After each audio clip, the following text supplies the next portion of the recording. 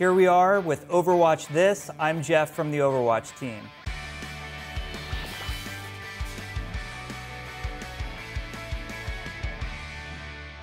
Hello everyone and welcome to episode 49 of Overwatch This, our weekly look at all things Overwatch. I'm Matt and I'm joined by Ben. Hello. The first time I knew what my mum's age was, it was 49. Okay, well, thank you go. for that bit of Ben trivia there. It's always nice to get a deeper look into the personalities behind the show. It's about, you know, connecting with your audience and really giving relevant information when you can. Of course. Talking about getting a deeper look into our personalities, you've been, having a deep look into the future of Overwatch through an imaginary crystal ball that you think you have.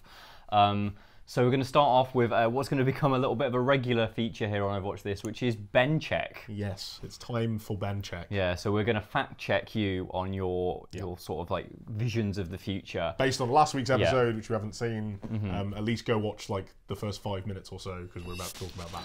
So last week, Ben, what did you tell us was going to be happening this week? So last week I said that we would be getting a PTR either released this week or like at the very end of last week. That would have not very many balance changes, no new maps or heroes, but would have kind of spectator-focused features that they've been talking about needing to get in, and possibly play the game stuff as well. I also said there would be a batch of new blue posts, because there usually is between the two PTRs, one going down and one coming back up. And how did that come to life? I would say I was roughly 50% correct, which I'm that's counting fair. as a win. Okay. So we got a new PTR. Yes, it was announced on one of the days I said it would be. It was put up on Friday rather than during the week. It didn't have any balance changes, new maps, no new heroes. However, it didn't actually have anything really big at all. Yeah, like none of that spectator stuff. It was possibly one of the most minor. Yeah, I think it's the smallest patch I've ever seen go up on the PTR. Normally, this episode, the episode after a PTR goes up, all we would be talking about is whatever was on the new PTR. Even if they're only changing like one hero or they're adding one system, usually there's enough stuff there to talk about. Really, all they did is a few bug fixes. They've changed how ultimates are going to work, and that is, that will be a large impact on the game as a whole, particularly at the highest levels. But it isn't something that you can really break down without, playing a lot of games and just seeing how it rolls out. And you can check all of that. We have a post on the website, as you can imagine. But yeah, there's no spectator changes, no play of the game changes.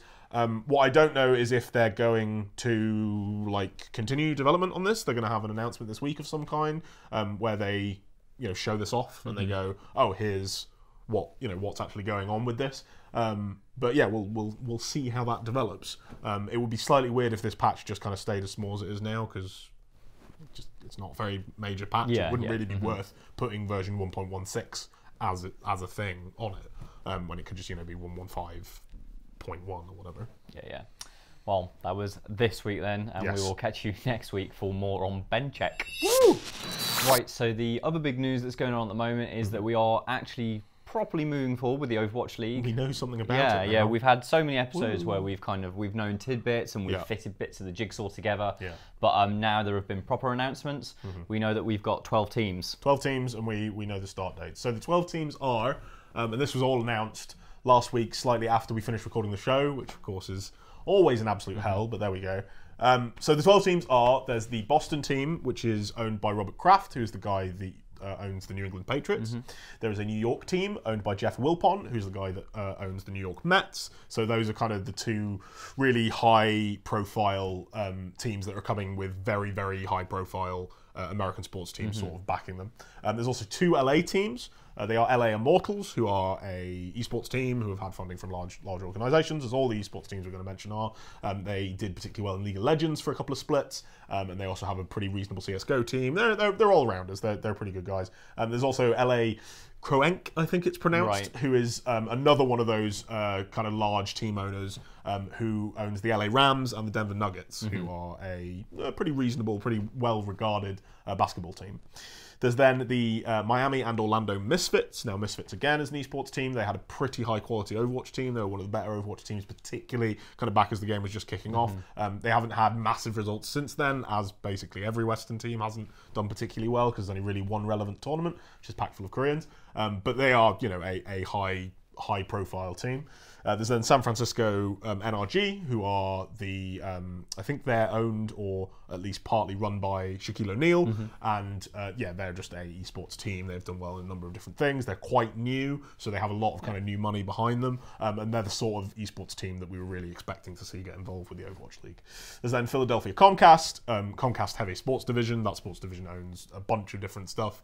Obviously, they have just an insane amount of money and like, the cost of the Overwatch League for them will be a very minor investment versus basically running the infrastructure of America's kind of internet, you know. And then we have Dallas have a team from Envious, who are probably the best Western team overall since the game began. And they recently hired extremely popular streamer Seagull.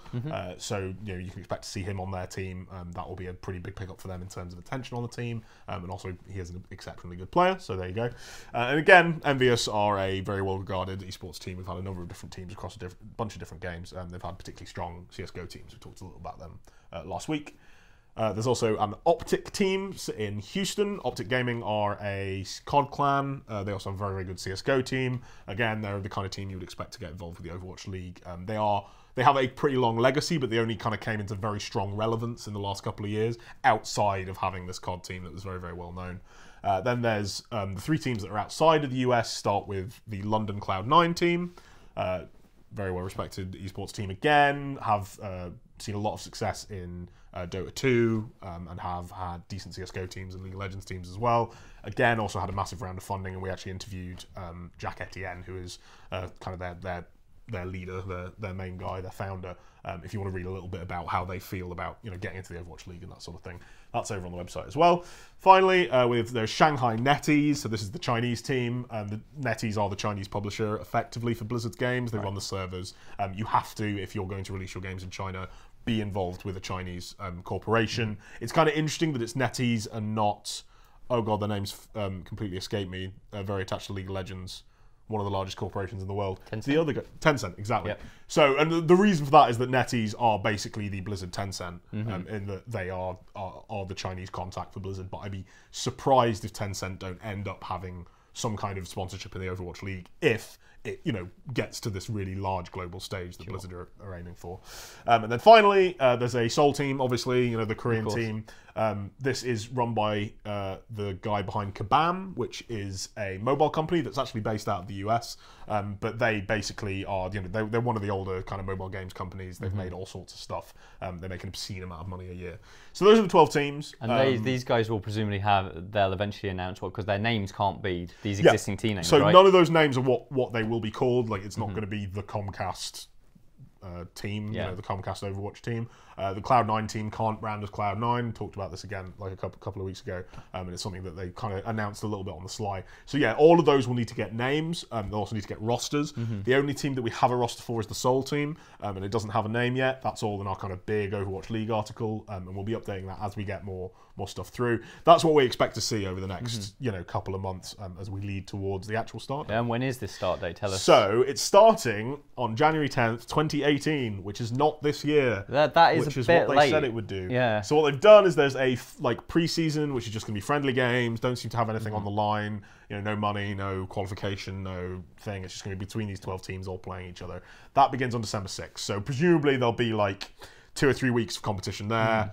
Then you get the Christmas break. Maybe they'll do like a little bit of pre-season at the very start of January, and then when you hit January 10, you're actually getting into the league games, a lot on the line, and all of this being played out of the new Blizzard Arena in LA. Yeah. So what they've done there is they've broken what they said they would do, which is that they said it would begin this year.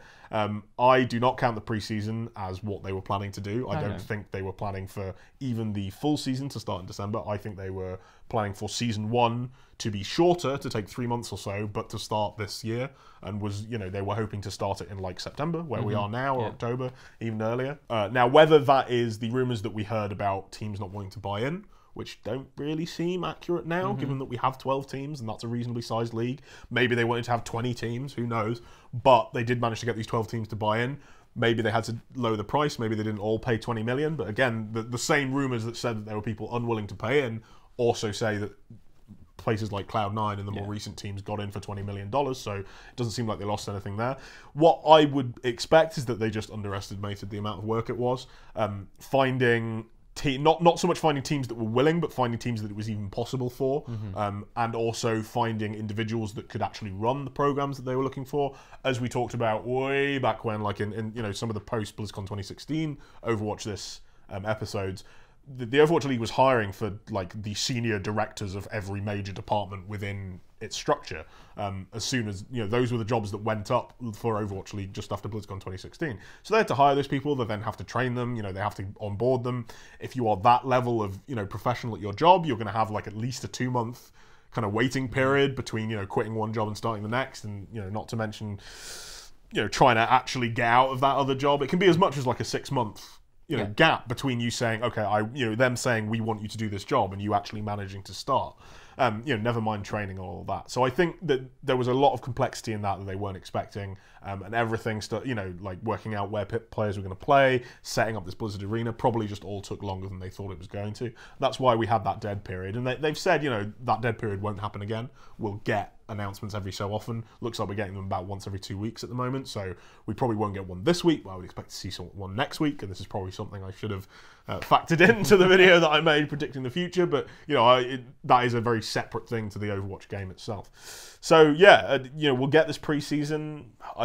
I don't think there's going to be a lot of hype around it, and frankly, there isn't a lot of hype around the league as a whole. Yeah. And that is slightly worrying. Now, I wouldn't expect like the world to be on fire and be like, oh man, the only thing that matters is the Overwatch League. We're all just waiting for the Overwatch League. I wouldn't expect that. There are a lot of games. There are a lot of esports out there. Not only do we have big stuff like CS:GO, Dota 2, League of Legends, but there's also stuff like Rocket League is now really taking off as like an esport that people pay attention to. Stuff like medium tier stuff like Smite, and even like Blizzard's other games like StarCraft 2 and Heroes of the Storm. Those are kind of coming to a head towards BlizzCon and that sort of thing. So there is a lot of esports content out there at the moment. But the level of care that people kind of showed when they finally announced, here are our 12 teams, stuff that people have been waiting ages for, just wasn't that high. There just wasn't that much interest in it, at least from my perception. And seemingly, it doesn't seem like it got a lot of coverage elsewhere either. Some of it was spoiled by ESPN sources and that sort of thing, but I would still have expected a lot of interest in that. And I don't think the preseason is going to fix that, because there's nothing on the line. No one's going to be that bothered if they're not, the teams aren't playing for money, and it doesn't really matter. But what it will let Blizzard do is find all the problems with, whatever the new spectator system is that they'll have to have by then. Whatever the, how long does an Overwatch day take? If you've got one match scheduled and it's best of 5, what's the maximum and minimum amount of time that can take with your systems that you have in place? That's going to be different from how Apex does it, because that's all based on, the way Korean esports is run, and they've been doing it for 20 years with StarCraft and then League of Legends and all the rest of it. So it is good that it exists, but I can see the preseason getting like really low viewership, like, less than people are expecting, and then that just giving it this air of failure that then people aren't that interested in checking out the first season as a whole. Right, that's everything for another week of Overwatch This. Hopefully you've enjoyed it. If you did, give us a like, and you can tap the subscribe button. You can get a new episode every Wednesday, where obviously for the next few weeks we will be checking to make sure that you get things right. And maybe we'll have to, put some punishment in for the things that you get wrong. Yeah, definitely. I'm quite scared. I'm quite scared. But until next time, good luck and have fun.